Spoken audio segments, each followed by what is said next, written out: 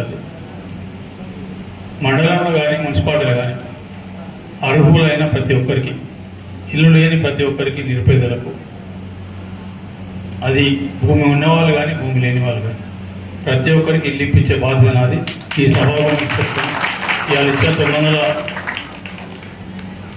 927 కాకుండా ఇంకా 900 అవసరం ఉంటాయా, ఇంకా 1000 అవసరం ఉన్నా, ఇంకెన్ని అవసరం ఉన్నా కూడా ఇంకో 2 అంటే ఇప్పుడు ఇంకో విడత ఇంకొక 2 నెలలు, మ్యాక్సిమం 3 నెలల లోపల మళ్ళొక విడత మళ్ళొక 1000 ఇల్లు ఇవ్వడం జరుగుతుంది.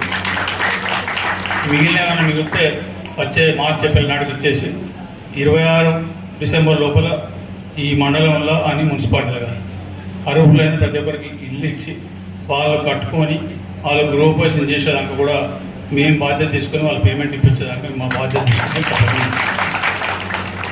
ఈ పథకాలలో భాగంగా మరొకసారి మీకు చెప్తాను, మీకు ఎక్కడన్నా తప్పు జరిగితే చెప్పండి.